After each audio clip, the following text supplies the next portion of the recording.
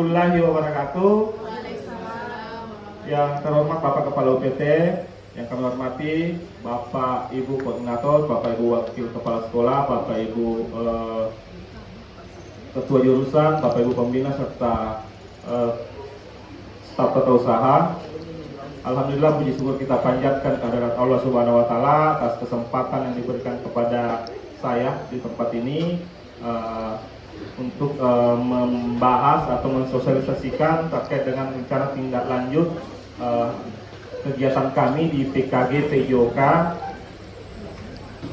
diseminasi PKG PJOK untuk kelas 2 Wajo tahun 2024 ini.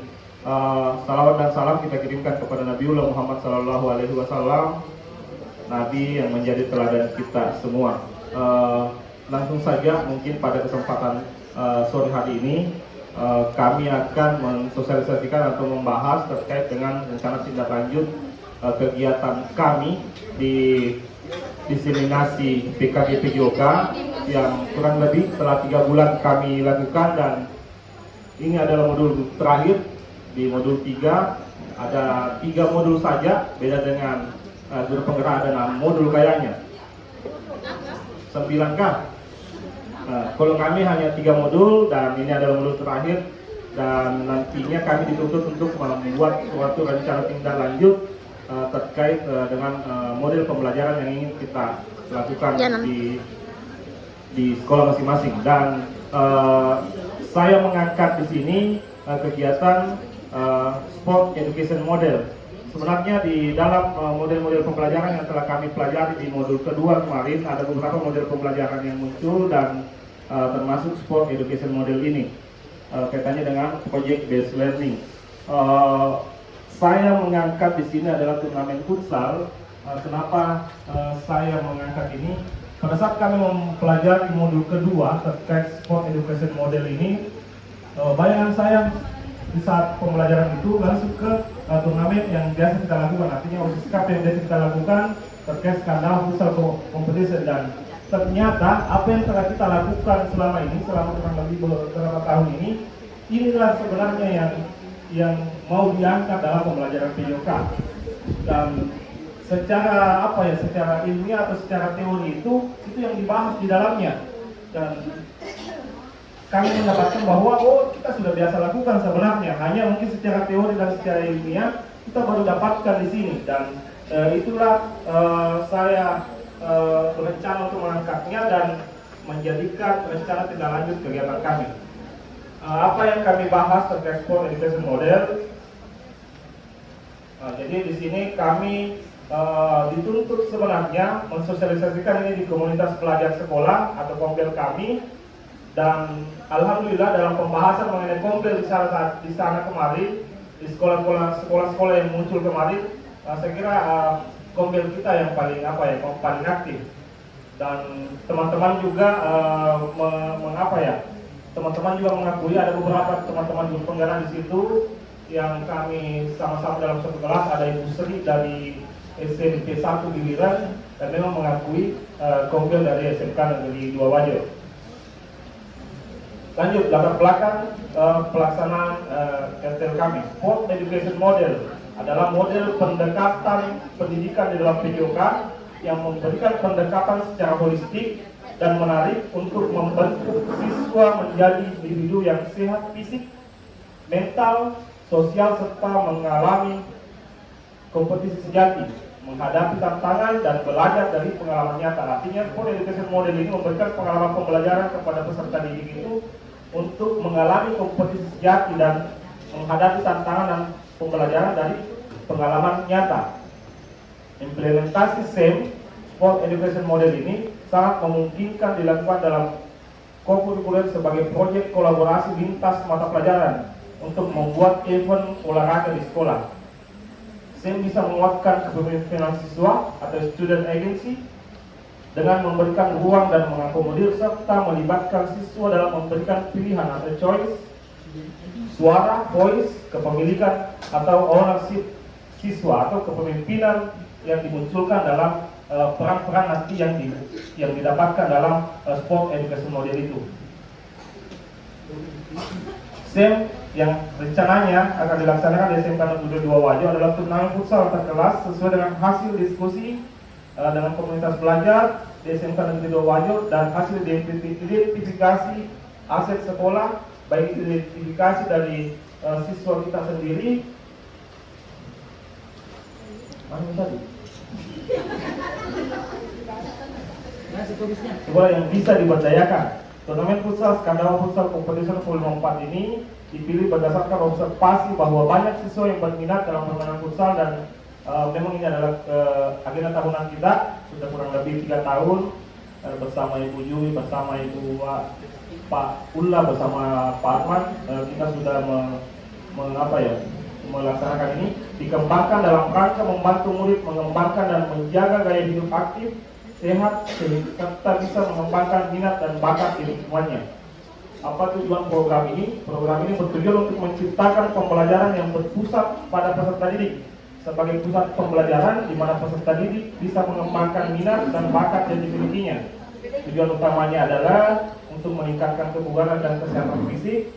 Tingkat kebugaran peserta didik dapat membantu mereka dalam mengembangkan keterampilan, pengetahuan serta nilai-nilai sosial melalui pengalaman belajar mereka, meningkatkan motivasi, keterlibatan peserta didik dalam pembelajaran, penerapan konsep belajar aktif, di mana peserta didik terlibat secara langsung dalam kegiatan pembelajaran. Keterlibatan peserta didik ini bisa saja dia keterlibatan baik itu sebagai peserta, baik itu pelaksana maupun penyelenggara maupun supporting nantinya di situ. Nah, di sini capaian atau langkah-langkah dan hasil yang diharapkan untuk tiap tujuan. Tujuannya adalah peningkatan aktivitas peserta didik, sportivitas dan kerjasama, kepemimpinan dan tanggung jawab, langkah-langkah pelaksanaan, pengelolaan musim ini yang seperti apa yang kami bahas kemarin di Sport Education Model ini adalah bagaimana menyusun rencana kegiatannya, bahwa di bulan berapa kita bisa melakukan ini menyesuaikan dengan kalender akademik dan kegiatan-kegiatan yang kita laksanakan di sekolah. Kemudian penyiapan pertandingan ini terkait persiapan yang dilakukan oleh panitia, puncak pertandingan, pencatatan pertandingan, festival akhir pertandingan, dan evaluasi dan refleksi. Peran yang muncul di dalamnya, para peserta didik itu bisa menjadi panitia, peserta, pelatih, wasit, dokter, dan bisa di sini PMI atau keslab atau sebagai tim kesehatan. Ini masa rencana kita laksanakan 13 sampai 15 Januari 2025.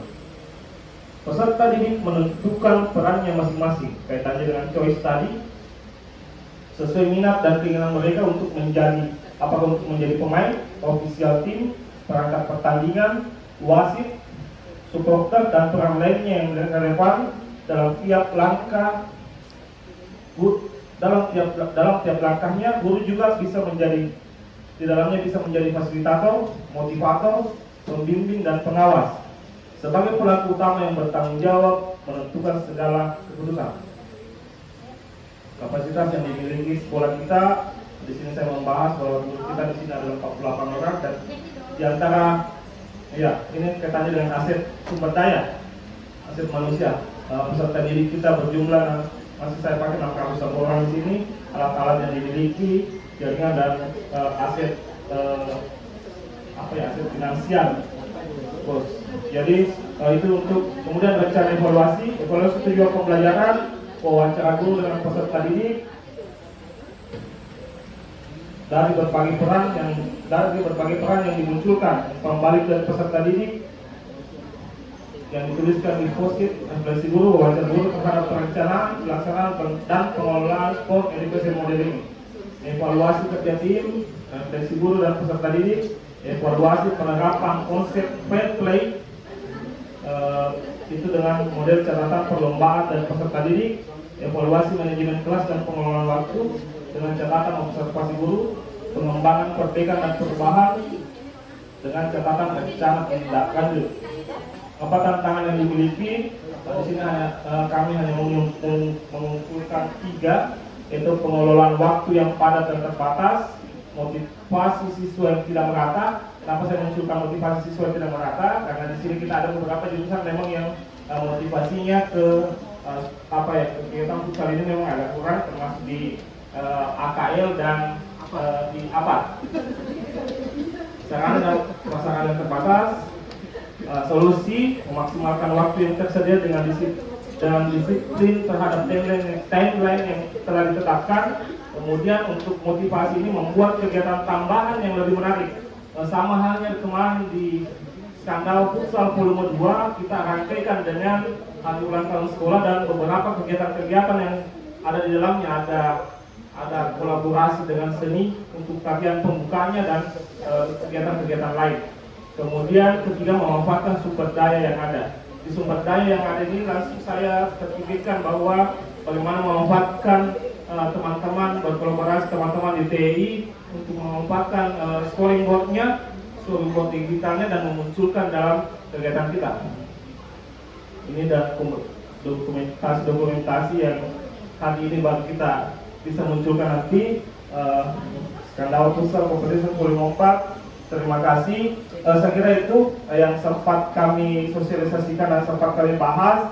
Dan sebenarnya sport education model yang kami bahas ini sangat menarik pada saat pembahasan kami di pelaksanaan tatap muka di PKG kemarin. Artinya bahwa ternyata di PKOK itu kita tidak hanya memberikan pembelajaran kepada peserta didik itu dalam penguatan fisik, tapi bagaimana kita memberikan pembelajaran kepada mereka untuk peningkatan kemampuan mereka untuk kepemimpinannya, bagaimana dia mengambil peran, bagaimana dia berbagi peran, dan bagaimana dia bersosialisasi dengan peserta didik yang lain. Saya kira itu yang sempat kami sampaikan pada kesempatan ini. Terima kasih, mohon masukan, mohon refleksi, dan mohon petunjuk. Wassalamualaikum warahmatullahi wabarakatuh. Ya, ini apresiasi yang meriah, aplaus ya, boleh tepuk tangan.